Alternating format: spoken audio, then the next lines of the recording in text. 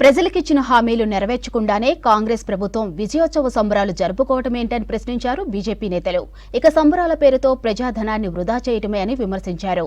మోదీ 10 ఏళ్ల పాలనపై సీఎం రేవంత్ రెడ్డి చేసిన వ్యాఖ్యలను ఖండించారు.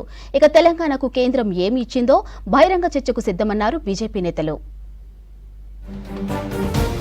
బీజేపీ జాతీయ అధ్యక్షుడు జేపీ నడ్డాను కలిశారు కేంద్ర మంత్రి బండి సంజయ్, ఎంపీలు డీకే అరుణ, ఇతర నేతలు. ఢిల్లీలో జేపీ నడ్డాను కలిసి బర్త్డే విషెస్ తెలిపారు. తర్వాత పూలబొకే అందించి శాలువాతో సన్మానించారు కేంద్ర మంత్రి, ఎంపీలు. కాంగ్రెస్ ఏడాది పాలనలో ప్రజలకు ఏం చేసిందని సంబరాలు జరుపుతున్నారని ప్రశ్నించారు బీజేపీ రాష్ట్ర ప్రధాన కార్యదర్శి కాసం వెంకటేశ్వర్లు. అప్పుల రాష్ట్రమని చెబుతూనే సంబరాల పేర్లతో కోట్ల రూపాయలు ఖర్చు చేస్తున్నారని ఆరోపించారు. కేంద్రం తెలంగాణకు ఏమిచ్చిందో బహిరంగ చర్చకు సిద్ధం కావాలన్నారు కాసం.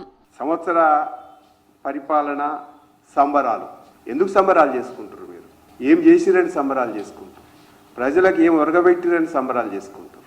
అప్పుల రాష్ట్రం అని చెప్తా ఉన్నాం.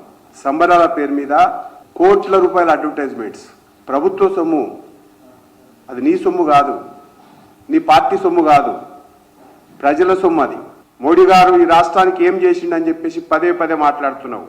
తెలంగాణకు భారతీయ జనతా పార్టీ కేంద్ర ప్రభుత్వం ఏమిచ్చిందో బహిరంగ చర్చకు భారతీయ జనతా పార్టీ సిద్ధం. మోదీ 10 ఏళ్ల పాలనపై సీఎం రేవంత్ రెడ్డి బహిరంగ చర్చకు రావాలన్నారు బీజేపీ రాష్ట్ర కార్యదర్శి రేవూరి ప్రకాష్ రెడ్డి. 7న సరూర్ నగర్ స్టేడియంలో కాంగ్రెస్ ప్రభుత్వ ప్రజా వ్యతిరేక విధానాలపై బహిరంగ సభ నిర్వహిస్తున్నామని తెలిపారు. కేంద్రం ఇచ్చిన నిధులను రేవంత్ సర్కార్ పక్కదారి పట్టిస్తుందని ఆరోపించారు రేవూరి. మోడీ గారు 10 ఏళ్ల పాలన మీద కూడా చర్చ పెట్టాలని రేవంత్ రెడ్డి గారు డిమాండ్ చేశారు.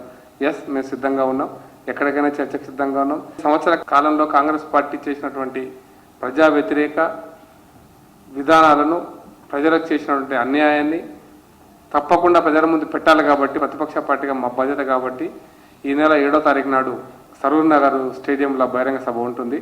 విజయోత్సవ సంబరాలు కాదు, ముందు ప్రజలకు ఇచ్చిన హామీలను కాంగ్రెస్ అమలు చేయాలని డిమాండ్ చేస్తున్నారు బీజేపీ నేతలు.